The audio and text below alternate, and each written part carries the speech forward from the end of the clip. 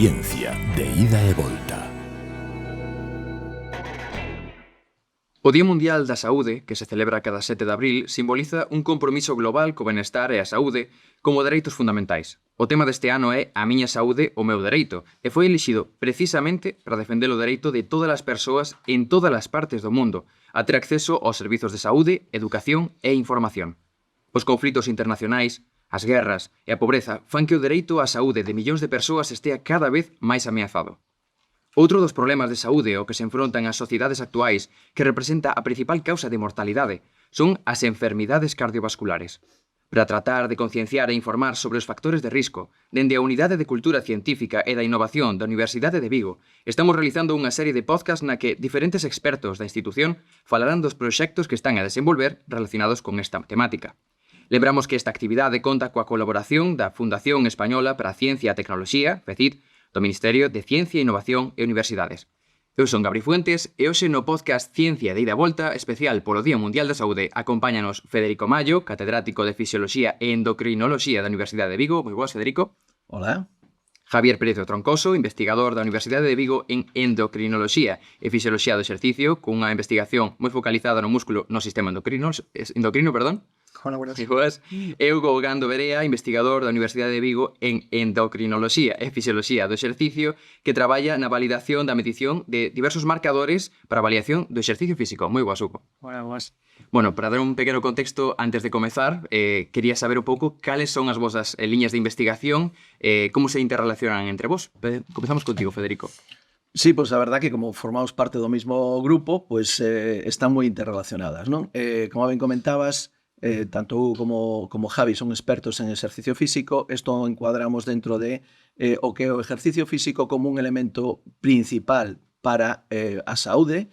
Logo, nós traballamos no campo da endocrinoloxía e nutrición e, por tanto, ver como ese exercicio físico millora todos os parámetros que teñen que ver con esa saúde, sobre todo a saúde metabólica, non? Sabemos que o músculo, por exemplo, é o órgano máis grande do corpo, é o que xenera o maior gasto enerxético, é determinante precisamente para a nosa saúde, non? Este elemento de facer exercicio físico, sobre todo no contexto das enfermedades cardiovasculares, porque non podemos olvidar que o corazón é un músculo con unhas características un pouco especiales, pero un músculo moi importante, porque é o que distribuye a sangue por o resto dos órganos. Por tanto, se o corazón traballa ben, o resto dos órganos van a estar contentos. Se o corazón non está en boa forma, o resto dos órganos van a ter problemas todos eles, non? Entón é moi importante tamén, en este sentido, enfocar nas enfermedades cardiovasculares, en concreto o corazón.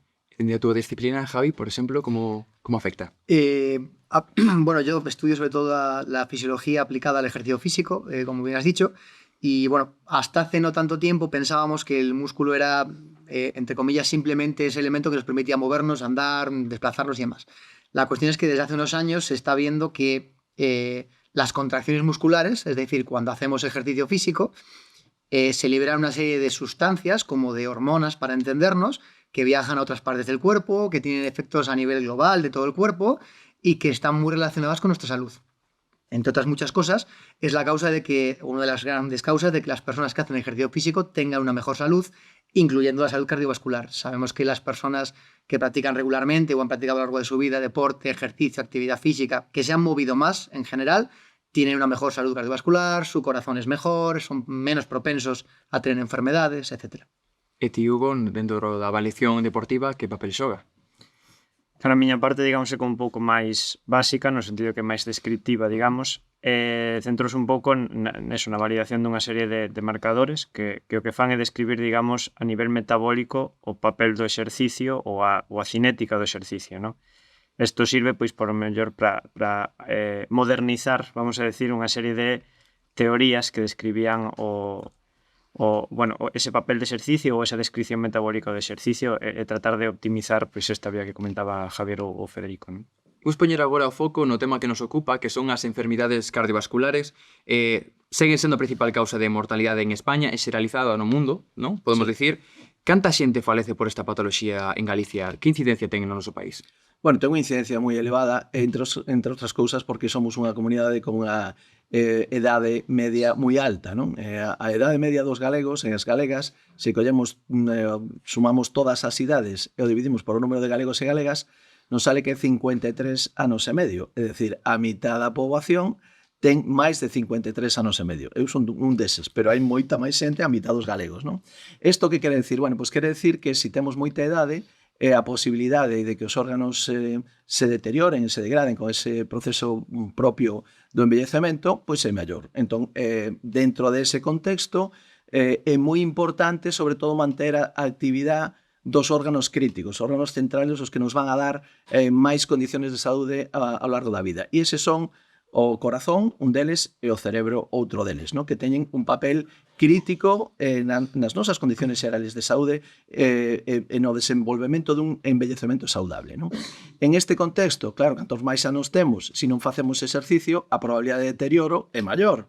Entón, en Galicia, unha das causas principales de mortalidade, pero que está claramente asociado ao envellecemento, que chamamos insuficiencia cardíaca, é dicir, que o corazón, en un momento dado, deixa de ser suficientemente competente para a demanda que teñen todos os órganos. Non? É unha causa pois, clara de mortalidade. Logo temos tamén asociado ás enfermedades cardiovasculares cousas que afectan a xente máis nova e que son tamén moi importantes, tamén vinculadas ao sedentarismo, a falta de facer exercicio físico. Unha delas son as enfermedades metabólicas, nas que temos que ter en conta sobre todo a obesidade.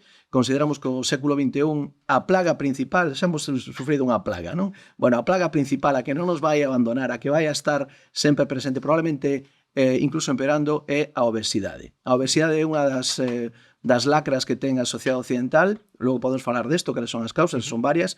A máis importante precisamente é non facer exercicio físico. Eso condiciona que tamén na xente nova o risco cardiovascular sexa cada vez maior. Precisamente por este tema quería preguntarvos, para dar contexto aos ouvintes, estamos no IES Mendiño, onde temos aquí un montón de rapaces e rapazas que están escoitando esta conversa. Quería centrarme agora a pregunta cara polos dous, cara Hugo máis cara Javier, precisamente a xente nova, non? Temos sempre esta idea de que as enfermidades cardiovasculares afectan a xente maior, polo que acaba de explicar moi ben Federico, pero non é así, tamén polo que acaba de explicar Federico, que a xente nova cada vez vai experimentando maiores problemas cardiovasculares. Por que sucede isto e como poderíamos paliarlo? Tú, yo. Bueno, podo empezar eu. Sí, adiante. Así, logo xa paso a él que explica mellor e máis. Eu creo que o principal factor de risco que temos agora é que, vou dicir así a modo sintético, e creo que estamos de acordo, os nenos agora case non xogan.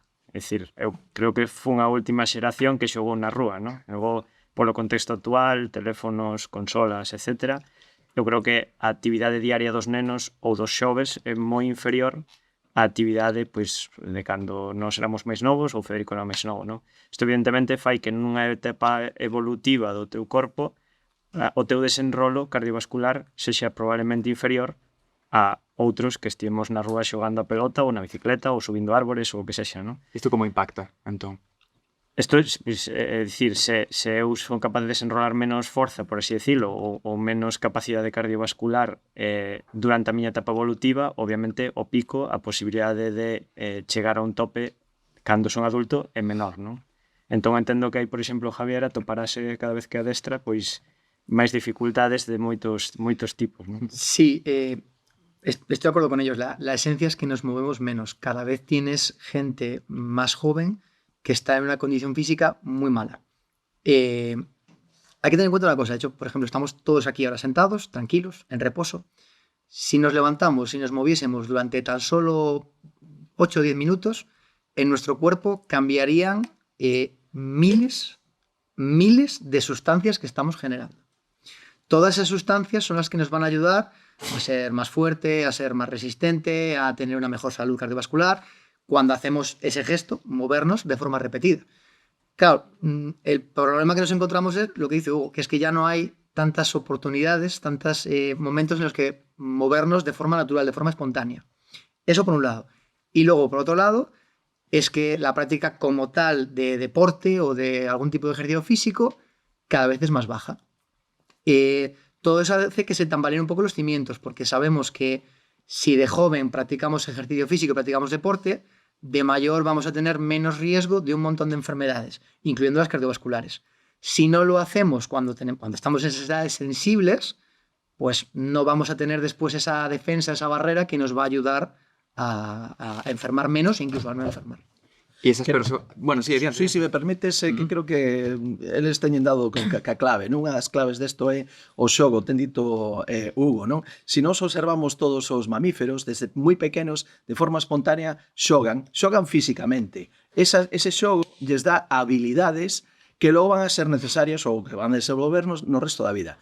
Hoxe en día temos unha sociedade na que estamos inducindo os nenos a que teñan un ocio no que o xogo é sedentario. En este sentido, temos que ser moi conscientes, cada vez somos máis, pero temos que serlo enfatizar o tema, non?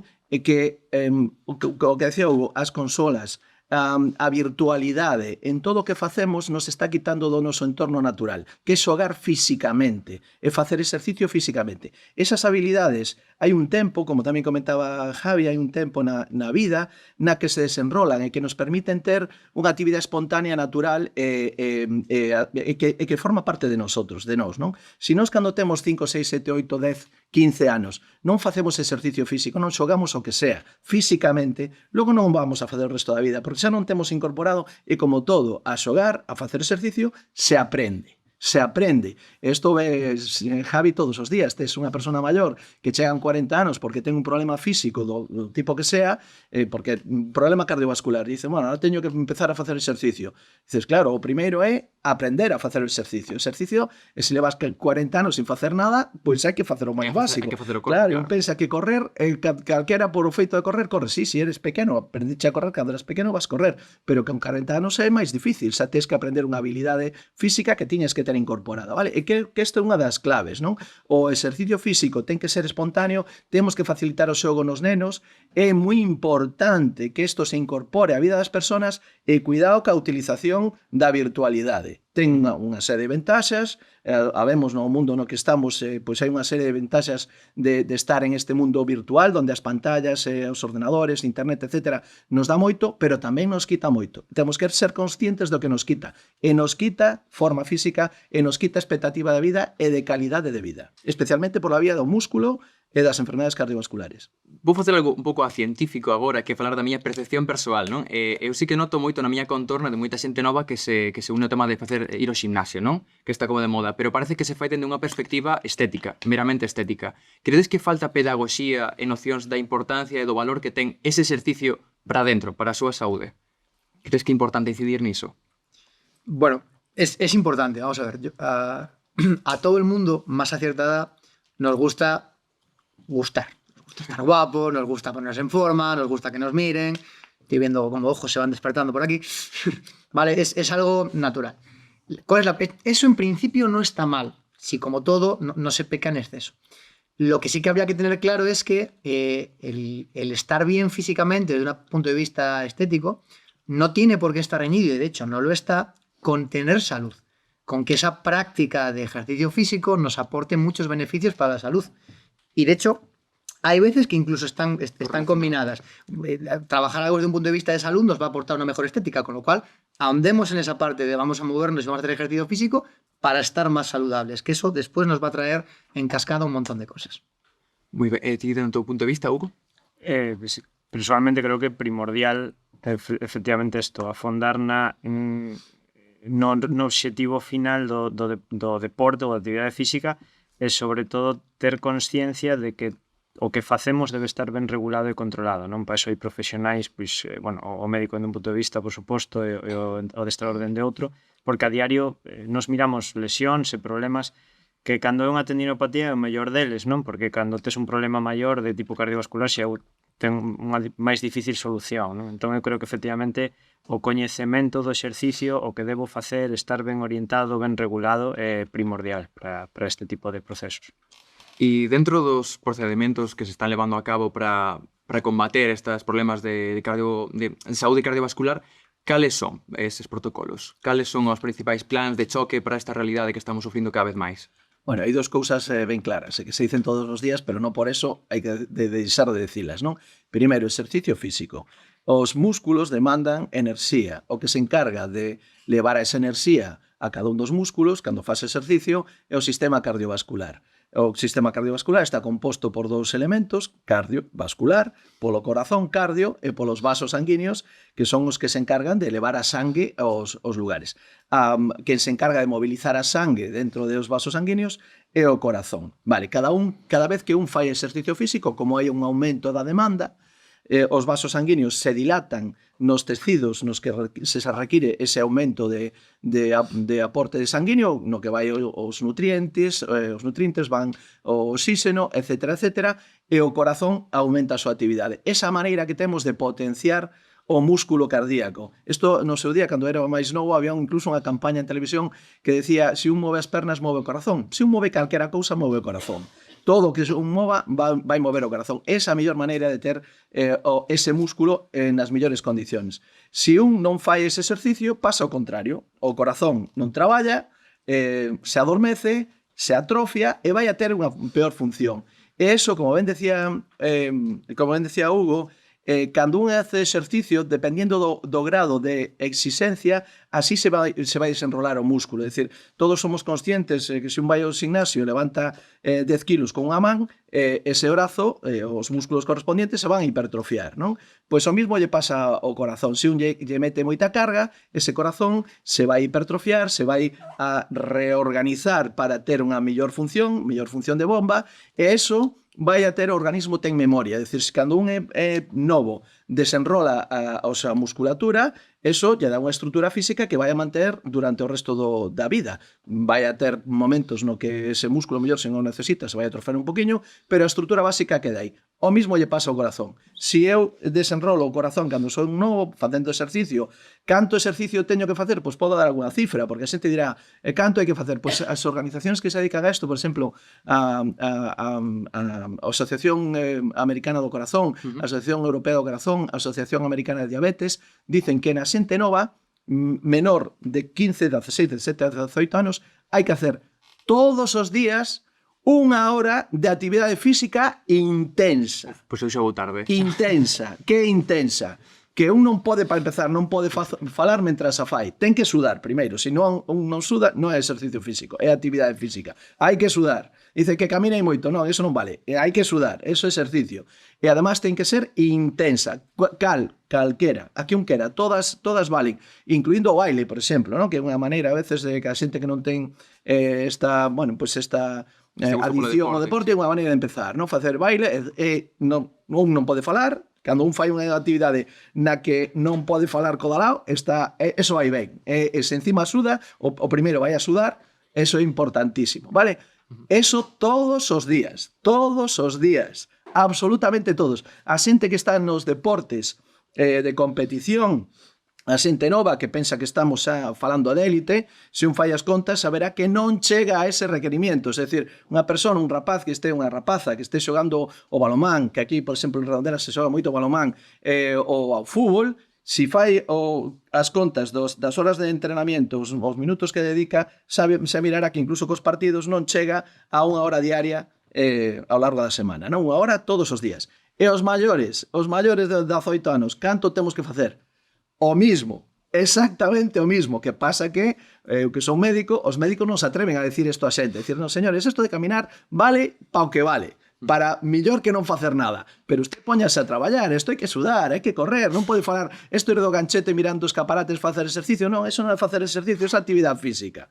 Facer exercicio cando un non pode falar co dalao, non pode comentar a xogada, e ademais suda. E me estou estendendo moito, pero son mensaxes que son moi importantes, hai que enfatizalos moito. Entón, esta rapazada que hai aquí non vou facer un referéndum, porque se fixera a maioría se porían colorados, pero seguro que a inmensa maioría, e isto é moi importante, porque eles o transmiten, especialmente as rapazas, isto se transmite no entorno, de facer exercicio, isto se transmite. É moi importante estar en esta dinámica. Queremos vivir máis, queremos vivir mellor, e con unha boa calidade de vida, especialmente con unha saúde cardiovascular.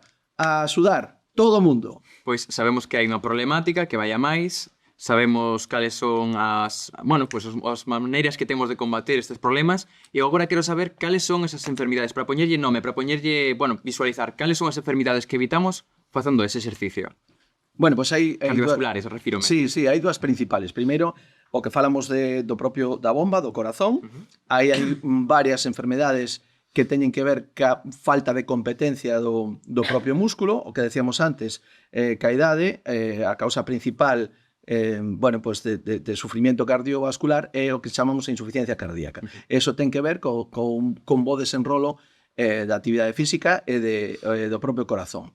Hai moitas afeccións do corazón, algunhas non son tan fáciles de enfocar desde o punto de vista do exercicio. Esta é a máis importante, ter un bon desenrolo como músculo da bomba, eso vai prevenir un montón de problemas cardiovasculares de todo tipo. Hai outras, insisto, que teñen que ver coa propia naturaleza da estrutura, que depende de cada persona e que a veces, pues, bueno, non é tan fácil, e son menos frecuentes, isto é frecuente. E segundo, temos as enfermedades vasculares. Dentro destas, hai unha que é moi importante, que chamamos aterosclerosis ou ateromatosis, que é o acúmulo de grasa na parte que está debaixo do que chamamos o endotelio. Está entre o músculo que forma a parede dos vasos e a parte que está en contacto ca sangre que se chama endotelio. Unha teliña que hai aí que recubre todo. Bueno, aí se pode ir acumulando grasa.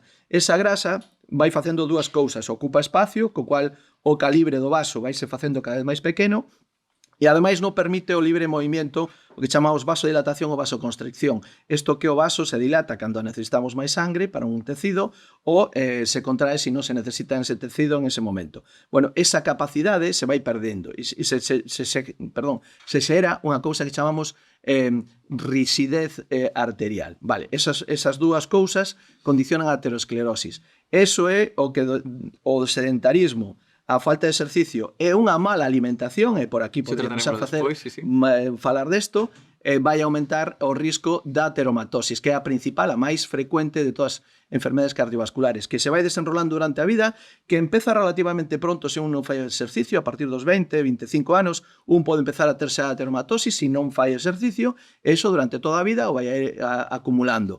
De tal maneira que chegar aos 40, 50, 60 anos, o risco, por exemplo, de ter un infarto de miocardio se eleva moito en estes casos. A ateromatosis é reversible? Hoxe en día sabemos que sí. Se un fai exercicio, o mellor o pode contar un poquinho mellor Javi, se pode revertir en parte, polo menos, este proceso.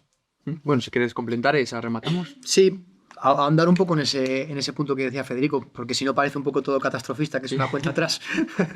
Es un proceso reversible. ¿Cómo se revierte ese proceso? A través principalmente de una buena alimentación y una correcta práctica de ejercicio físico, porque lo que hace es, vamos, por así decirlo, limpiando esos vasos sanguíneos. Es decir, con esas dos cosas, una buena alimentación y una práctica de ejercicio físico, insisto, conseguimos que esos vasos vayan quitando ese excedente de grasa acumulada y hay una regresión muy significativa y en algunos casos completa a una salud cardiovascular plena. Pues con este apuntamento de esperanza rematamos por aquí esta conversa sobre a saúde cardiovascular, pero non rematamos o podcast porque, xa que temos un público tan maravilloso, tan novo, queremos abrir unha quenda de preguntas por se tedes calquera dúbida, non ten por que ser sobre saúde cardiovascular ou endocrinoloxía. Se tedes alguma pregunta agora é o momento. Non afagades así en voz alta, esperamos a que vos pasen un micro. Non sei se alguén ten preguntas para os nosos tres. Animádevos. Sí, mira, temos aí unha pregunta.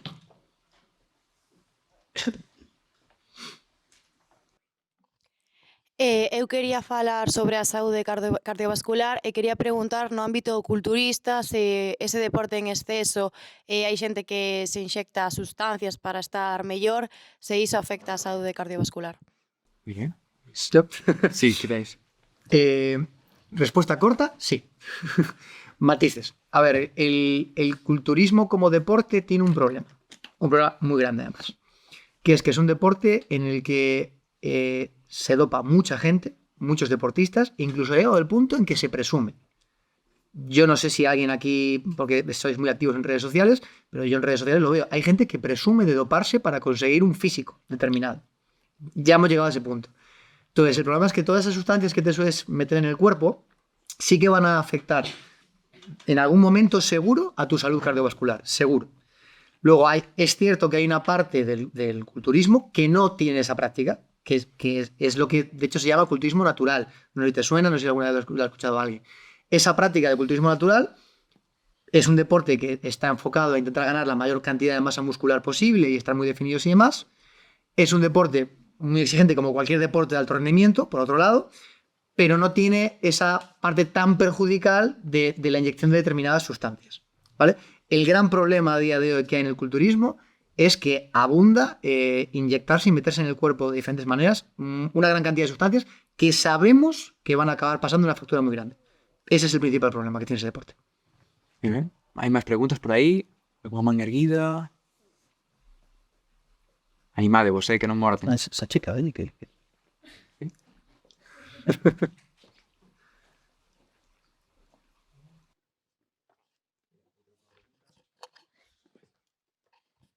¿Existe algún deporte en específico o que se sepa por algún tipo de estudio que es el más o menos beneficioso para la salud de tanto el corazón como de los demás órganos? ¿Algún ejercicio en particular? A ver, eu como fisioterapeuta esta pregunta é moi recurrente. Cando alguén ten algún problema, ven a consultas, e que teño que facer? Claro, o típico que sempre se di, no, médicos ou así que veñen ás veces coa receta, bueno, vai, sabe pasear e tal. Non sempre é a mellor resposta, non? É dicir, eu creo que non hai un deporte concreto que sexa o perfecto para calquer problema, non? É dicir, eu creo que hai que estudiar o contexto da persoa, non? Comentamos unha vez o tema de teño un pouco de sobrepeso e o médico me di que teño que camiñar. Logo vou a camiñar e o segundo día hinchaseme o xeonllo así porque polas meus condicionantes non é o meu deporte, non? Entón eu creo que non hai un deporte perfecto, senón hai que, por medio de profesionais como pode ser Javier, ou previa valoración, neste caso do fisioterapeuta miña, dos posibles problemas que poida ter a persoa, buscar a optimización da túa actividade preferida ou do teu deporte preferido para o teu caso, non? Por exemplo, contaba Federico antes o tema de bailar. É moi socorrido, non? Nós temos ao lado da clínica un centro precisamente de escola de baile e hai un perfil de persoas, principalmente mulleres de determinada idade, que lles encanta bailar e o mellor se as pos a correr non me mirían nin de broma, pero a bailar van encantadas todos os días, 1, 2, 3, 4 horas, non? Entón eu diría que non hai ese deporte específico, senón o que hai que buscar é a adecuación de calquera dos deportes que a ti te motiven a facelos ao teu caso concreto, non? Si me permites complementar, se dice que, como comentábamos antes, todos os deportes van a mellorar a condición cardiovascular. Incluso aqueles que hasta hai pouco tempo se pensaba que non era así. Por exemplo, o deporte de forza, verdad, Javi? Que hasta aí pouco tempo se pensaba que facer forza non é exactamente el culturismo, sino que é un elemento coadyuvante de outras actividades, non? Se decía que o traballo de correr aeróbico, que eso melloraba máis ao sistema cardiovascular, pero bueno, complementa a ti que sabes mellor, ¿no? Sí, vamos a ver, por hilar con tu pregunta, precisamente como estoy muy de acuerdo con Hugo en que no hay un deporte concreto, el que te guste. El que te guste.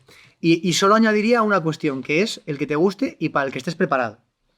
En el día a día, Hugo, seguro que también te pasa, te encuentras gente que quiere empezar a hacer un deporte, que quiere empezar a hacer ejercicio físico y no está preparado. Mañana voy a empezar a correr. Voy a hacer la Big Bay. Mañana voy a hacer la Big Bay. Mañana voy a hacer la maratón de Barcelona. Y pasado mañana me rompí. Eso es lo que suele pasar muchas veces también. Entonces, deporte el que te gusta y que estés preparado para hacer. Y si no estás preparado para hacer, no pasa nada. Te preparas un poco y ya lo puedes hacer. ¿Vale? Y efectivamente, el ejercicio de fuerza es muy saludable y muy cardiosaludable. Como todo, bien hecho, en su adecuada dosis, correctamente ejecutado y demás, pero es muy saludable. Ir al gimnasio y hacer pesas es saludable tamén. Pois moi ben, quedamos xa con esta resposta e desenvolveremos agora no seguinte episodio, no seguinte bloque, este aspecto do exercicio físico, da nutrición e dos hábitos saudables. Moitísimas grazas, xa chegamos ao final desta interesante conversa cos investigadores Federico Mallo, Javier Prieto e Hugo Gando. Moitísimas grazas por compartir con nós os vosos coñecementos e ata outra. E lembrade, coidadevos moito. Ciencia de ida e volta.